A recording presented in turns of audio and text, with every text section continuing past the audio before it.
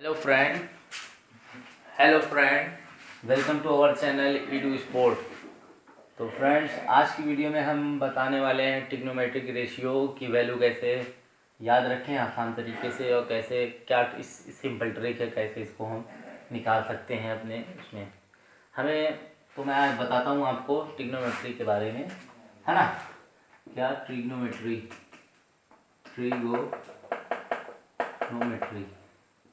है ना। अक्सर काफ़ी बच्चे कंफ्यूज रहते हैं कि इसमें वैल्यू कैसे किसकी क्या है। तो सबसे पहले हम लोग जानते हैं कि ट्रिग्नोमेट्रिक रेशियो कितने होते हैं। सभी जानते हैं क्या होते हैं। साइन होता है, कॉस होता है ना, टेन होता है, और कॉट होता है, कोसेक होता है, और सेक होता है। हाँ, ये सब जानते हैं। तो भैया कुछ वैल्यू होती है ना, कि यहाँ पर मैंने ले लिया एंगल, है ना। यूँ लिख भी सकते हैं एंगल, और रेशियो मान सकते हैं, हाँ, या ना लिखे भी। 0 डिग्री की क्या वैल्यू होती है ना। आता है 30 डिग्री की क्या वैल्यू होती है ना, और 45 डिग्री की क्या वैल्यू होती है, और 60 डिग्री की क्या वैल्यू होती है, और 90 डिग्री की क्या वैल्यू होती है। तो सबसे पहले हम ले लेते हैं साइन, है ना। साइन है या साइन थीटा। साइन ये थीटा की वैल्यू है और ये ट्रिग्नोमेट्री की रेशियो है ना। तो अगर साइन 0 की वैल्यू क्या होती है, या मैं इसको ले लेता हूँ साइन है। सब लोग जानते हैं साइन 0 की वैल्यू क्या होती है, 0।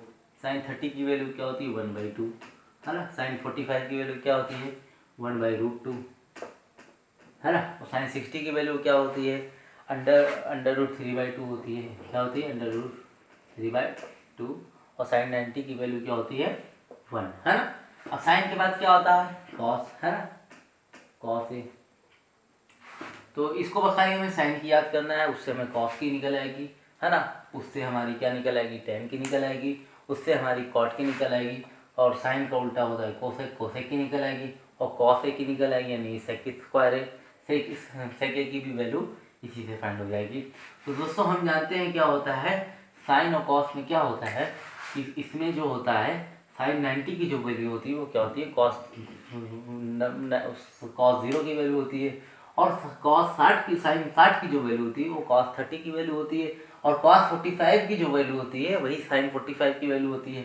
तो दोस्तों, अगर यहाँ पर मैं इसको किस में रख दूँ, ये मान ली कोई फंक्शन दिया हुआ है, तो हमें क्या 90 से हमें इसका अपोजिट चलना है। तो अपोजिट क्या होगी, साइन कॉस 0 की वैल्यू क्या होगी, 1, है ना। ये फिर इसके बाद क्या होगा, अंडर रूट 3/2, है ना। फिर देखिए कॉस 45 और साइन 45 की वैल्यू सेम होगी। फिर यहाँ पर मैं 30 डिग्री सॉरी, फिर साइन 30 जो कॉस 60 की वैल्यू क्या होगी, साइन 30 के बराबर होगी, क्या होगी, 1/2। और कॉस 90 की वैल्यू क्या होगी, 0। अब दोस्तों, हमें क्या निकालना है, टेन ए, सॉरी, हमें क्या निकालना है, टेन ए। तो हम लोग जानते हैं टेन ए, हम लोग ने एक फार्मूला पढ़ा होगा, आप लोग ने सबने ही पढ़ा होगा कि टेन ए हम जानते हैं क्या होता है, tan a is equal to sine a upon cos a, है ना। ये यहाँ पर हमारा क्या है, मान लीजिए कोई एंगल है, थीटा ले सकते हैं, कोई बात नहीं। कहीं पर साइन थीटा टेन थीटा भी लिखा होगा, कॉस ए भी। तो मैं देखता हूँ क्या करता हूँ। तो अब मुझे वैल्यू किसकी निकालनी है, टेन टेन 0 की वैल्यू निकालनी है। तो हमें क्या लिखना पड़ेगा, साइन 0 की वैल्यू और कॉस 0 की वैल्यू रखना पड़ेगा, है ना। तो देखिए टेन थीटा, मैं टेन की वैल्यू यहाँ पर निकाल देता हूँ ताकि अच्छे से आप लोग को समझ में आए। तो देखिए मैंने टेन थीटा ले लिया या टेन ए ले लिया, है ना। तो हम जानते हैं क्या होता है, साइन अपॉन कॉस। तो साइन 0 की वैल्यू रखेंगे, हमें टेन 0 की फाइंड करना है, तो यहाँ 0 कर देंगे। तो साइन 0 की वैल्यू क्या होती है, 0। और कॉस 0 की वैल्यू क्या होती है, 1, है ना। अगर किसी भी नंबर में, है ना, देख लेते हैं कि किसी भी नंबर का अगर डिनोमिनेटर या न्यूमरेटर 0 है तो उसका वैल्यू क्या होती है, हमेशा हम लोग जानते हैं 0 होगी। क्या होगी, तो टेन 0 की वैल्यू क्या होगी, 0, है ना। अब इसी तरह हम निकाल लेते हैं टेन, इसी फॉर्मूले पे ही हम निकाल लेंगे। तो हमें किसकी निकालनी है, अब टेन 30 की निकालनी है ना, टेन 30। तो टेन 30 यानी साइन 30 और कॉस 30, है ना। क्या होगा, कॉस 30। कॉस 30 क्या, साइन 30 क्या होता है, 1/2। और कॉस 30 क्या होता है, अंडर रूट 3/2। क्या होती है, अंडर रूट 3/2, है ना। 2 से 2 कैंसिल हो गया, तो इसकी वैल्यू क्या होगी, 1/√3। क्या होगी वैल्यू इसकी, 1/√3। समझे कैसे आया, ये देखिए सॉल्व करेंगे तो क्या आएगा, 1 ऊपर इधर ये तो क्या होगा 1/√3। अब हमें किसकी वैल्यू निकालनी है, अब हमें किसकी निकालनी है, tan 45 की, है ना। tan 45 यानी sin 45 और cos 45 रखेंगे, है ना। तो इसी पे ही निकल आएगी। क्या लिखा है, tan 45, tan to 45, यहाँ पर क्या लिखूंगा, ये 45। इसी से आप लोग याद रखिए, सबसे आसान ट्रिक है। इससे कोई आसान ट्रिक आपको नहीं, ना उंगली पर याद रखने की ज़रूरत है, ना टेबल को इन्वर्स पर पढ़ो, ये सब कोई ज़रूरत नहीं। बस आप इतनी सी छोटी सी नॉलेज आप जाने, है ना। फिर देखिए क्या होगा, sin 45 की वैल्यू क्या होती है, 1/√2, है ना। और cos 45 की वैल्यू भी क्या होगी, 1/√2, है ना। सॉरी, हाँ ये लिख देता हूँ 1/√2। तो ये 1/√2, √2 कैंसिल हो गया, 1 से 1 कैंसिल हो गया, तो आंसर क्या आएगा 1, है ना। तो tan 45 की वैल्यू कितनी होती है, 1। ऐसे लिख दीजिए आप, एकदम आसान तरीका है, बहुत ही इजी तरीका है जिसको। फिर देखते हैं आप किसकी में निकालनी है, tan 60 की। tan 60 की वैल्यू, तो tan 60 क्या होगा, हम भैया sin 60 रखेंगे और cos 60। देखिए sin 60 की वैल्यू क्या होती है, √3/2, और cos 60 की वैल्यू क्या होती है, 1/2। क्या होगी, 1/2। तो 1/2, 2 से 2 कैंसिल हो गया, और किसी भी नंबर का अगर डिनोमिनेटर 1 हो तो उसकी वैल्यू क्या होती है, वही होती है ना। तो क्या होगा इसका, √3। तो क्या होती है, cos 60 की वैल्यू क्या होती है, tan 60 की वैल्यू क्या होती है, √3, है ना। अब देखिए ये वाला बहुत ही आसान ट्रिक है दोस्तों, आप याद रखिए, बहुत ही आसान, बहुत ही ज़्यादा आसान है, हर कोई भी इसको याद कर सकता है। अब हमें किसकी निकालनी है, tan 90 की वैल्यू, है ना। तो यहाँ 90 कर देंगे, यानी sin 90, है ना, और नीचे क्या, cos 90, है ना। तो cos 90 sin 90 यानी 1, और cos 90 यानी 0। अगर किसी भी नंबर का डिनोमिनेटर अगर 0 आ जाए तो उसकी वैल्यू क्या होती है, इनफाइनाइट, यानी जिसको हम बोल सकते हैं कि जिसको हम बता ही नहीं सकते कि इसकी क्या वैल्यू होगी, तो इसको क्या मैं लिख सकता हूँ, इनफाइनाइट। क्या होगी, इनफाइनाइट। अब दोस्तों तीनों वैल्यू निकल आई है एकदम आसानी से, है ना। अब देखिए इसको कैसे क्या करते हैं, हमें क्या निकालना है, tan का इनवर्स क्या होता है, cot, है ना। क्या होता है tan का उल्टा, cot। तो अभी मैं cot लिख देता हूँ, है ना, cot है।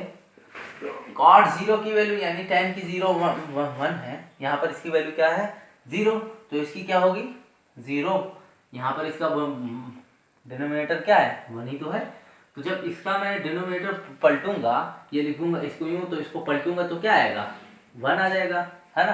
1/0, तो 1/0 क्या होता है, इनफाइनाइट। तो इसकी वैल्यू क्या होगी, इनफाइनाइट, है ना। अब देखिए इसको चेंज करूँगा तो क्या होगी, इसकी वैल्यू क्या हो जाएगी, देखिए 1/√3, है ना। इसको पलटूंगा तो क्या आएगा, √3, 1, और डिनोमिनेटर 1 हम लिखते ही नहीं है, तो क्या होगा, √3। देखिए कितनी आसान ट्रिक है, एकदम आसानी से आप 2 सेकंड में याद कर सकते हैं। और 1/1 को अगर मैं पलटूंगा तो क्या आएगा, 1 ही आएगा आंसर, तो इसकी भी 1 होगी, है ना। क्या हो गए, 1 ही होगी।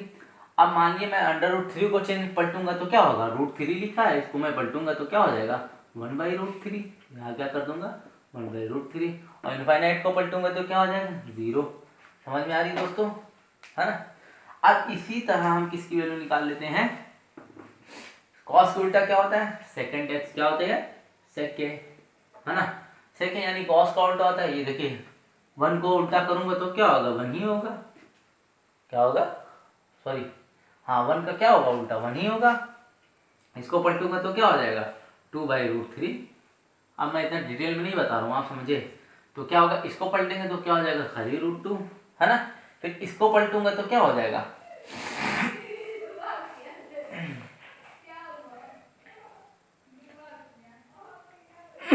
इसको पलटूंगा तो क्या हो जाएगा बताइए। इसको मैं लिख दूँ, साहब दिख नहीं रहा है, क्या है, √2। इसको पलटूंगा तो क्या हो जाएगा, 1/2 यानी 2, है ना, खाली 2 हो जाएगा। और इसको पलटूंगा 0 to 0, तो इसकी भी वैल्यू क्या होगी, 0 ही होगी। समझ में आ रहा है ना। या लिख सकता हूँ उसको नॉन फाइनाइट, है ना, नॉन फाइनाइट या इनफाइनाइट भी बोल सकता हूँ, है ना। पलटूंगा तो क्या होगा, नॉन फाइनाइट, है ना, क्योंकि भाई 0 का डिनोमिनेटर 1 है, पलटूंगा तो है ना, जो वैल्यू फाइनाइट नहीं होगी, इनफाइनाइट होगी। तो देखते हैं क्या हो जाएगा। और साइन का उल्टा क्या होता है, कोसेक, है ना। कोसेक की वैल्यू निकालेंगे तो साइन जीरो की वैल्यू यानी जीरो, तो कॉस जीरो, कोसेक जीरो की भी वैल्यू क्या होगी, सॉरी 1 होगी, नहीं 0 होगी, 1 होगी, 1 सॉरी 1 होगी। क्या होगी इसकी वैल्यू, 1 होगी, क्योंकि 0 भाई 1 को मैं पलटूंगा तो क्या आएगा, 1 हो जाएगा ना, ऊपर 0 सॉरी इनफाइनाइट हो जाएगी, सो सॉरी क्या होगी, इनफाइनाइट हो जाएगी, क्या होगी, इनफाइनाइट हो जाएगी, समझे। और इसको पलटूंगा तो क्या होगा, 2 हो जाएगी, 1/2 को पलटूंगा तो क्या हो जाएगा 2, और इसको पलटूंगा तो क्या हो जाएगा √2, और फिर इसको पलटूंगा तो क्या हो जाएगा 2/√3, है ना। और इसको पलटूंगा तो क्या होगा 1। तो क्या होगा दोस्तों, फाइनली हम लोग ने सारे रेशियो के वैल्यू निकाल ली है। अब अगर आपको कोई कंफ्यूजन, किसी भी टाइप का कोई भी डाउट अगर आपको हो तो हमें कमेंट बॉक्स में ज़रूर लिख के बताएं। और अगर कोई टॉपिक आपको ना समझ में आया हो या कोई एरर हो गई हो कहीं पर कुछ कराने में, तो आप हम सबको हमें कमेंट करें हमारे चैनल पर।